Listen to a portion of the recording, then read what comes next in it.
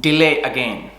As most of you are already aware that international students travel to Australia has been paused for around 15 days. And there are a few questions that we are getting quite repeatedly on our social media channels. So we decided to cover those questions in this video. So without further wasting time, let's go straight to the questions. So the first question we are getting asked is, will the Omicron variant will further delay the travel to Australia?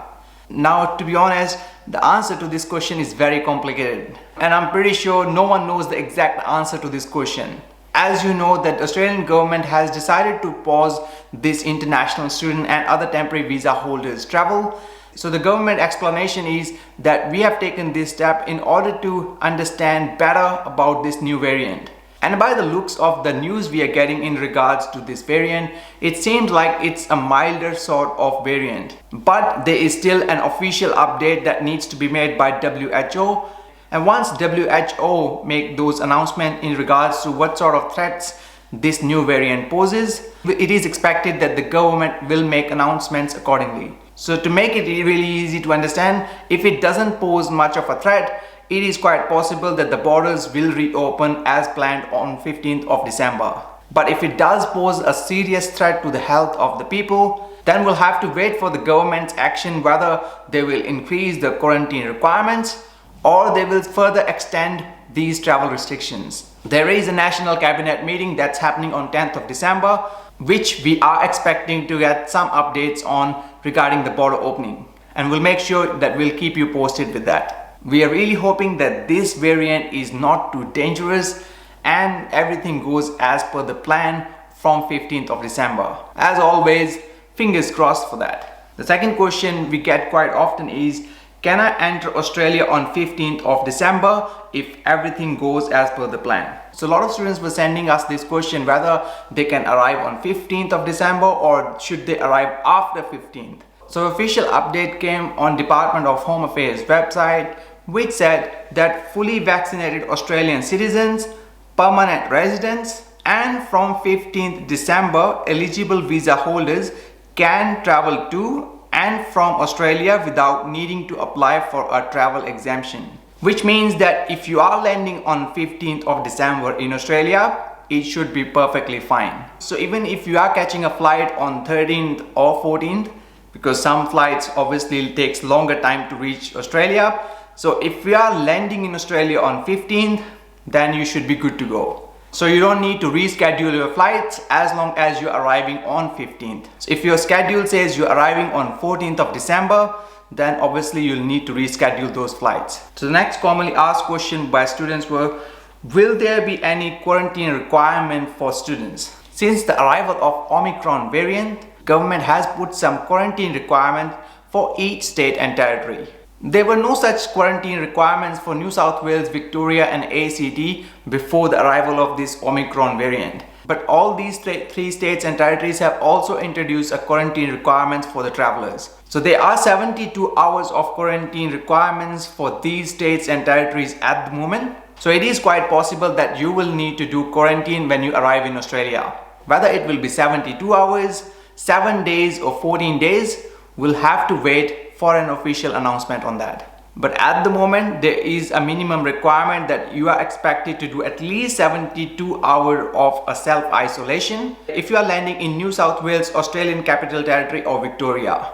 But other states and territories have different quarantine requirements. So make sure that you check the website of the state or territory you are landing in to understand the quarantine requirement for that specific state or territory. And apart from that, states and territories may have their own permit system that you may need to apply before arriving in Australia. For example, if you are arriving in Victoria, you'll need to apply for the border permit in order to get entry into Victoria, even though you might have met all the other requirements set out by the federal government, which we have mentioned in the previous video that you should watch before coming to Australia anyways. So please be mindful that each state and territory may have a completely different requirements than one another. So we highly recommend you to keep an eye on the state or territory where you are arriving in, what sort of quarantine requirements, what sort of border permit requirements or any other requirements they may have in regards to your arrival in Australia.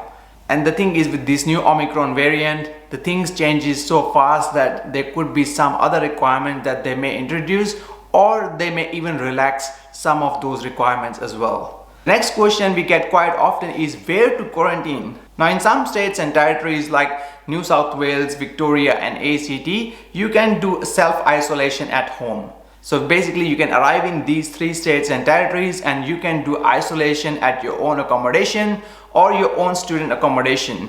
Or if you're going to stay with your friends, then you can do isolation at their place. But it's very important when you're doing this quarantine or self-isolation that you stay for those 72 hours in isolation. You can't go out and about and you can't just roam around in the community for those 72 hours. And once you have exited the airport, you will need to go directly to your place of isolation, whether it's your hotel, student accommodation or your friend's place. So the other question that get asked is, will I need to do some PCR test after arriving in Australia as well? So most of the states and territories have recently reintroduced that you must take a PCR test after arriving in Australia. Usually it's expected that you do it within 24 hours of your arrival.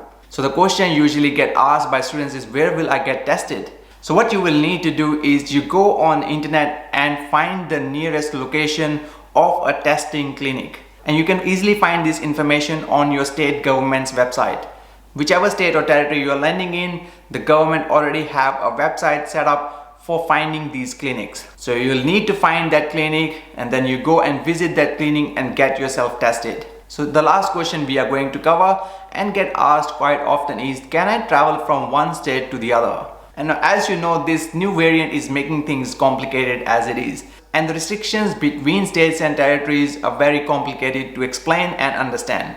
And by the time some of you are watching this video, there might be some changes already to the border restrictions. So the ideal way will be to check a website of the state or territory you are landing in to understand what sort of requirements that you need to follow if you are coming from other state or territory. For example, you won't be able to enter in Western Australia until and unless they open their borders, regardless of whichever state or territory you're coming from. They have got a very hard borders with most of the states and territories in Australia, which means even if you arrive in one of the state or territory in Australia, you won't be able to go to Western Australia unless and until they reopen their borders. So we are creating a blog post where we'll put all this information and frequently asked questions in regards to the students' return to Australia. And as soon as we get latest updates, we'll keep updating that blog post as well. Now, if you have further questions regarding the students' return to Australia, please don't hesitate to put them in the comment section below. We'll try to answer as many as we can. We understand your frustration and anxiety during these times. So hopefully this information that we presented today helped you to understand things better. And as I said, we're really hoping that this variant doesn't cause too serious threat to the health of the people. And we hope to see students returning back from 15th of December onwards. As always, if you find any value, please make sure to share it with your friends as well, as it helps us to reach more people who might find our content useful as well. And as always, thanks for watching. See you in the next one.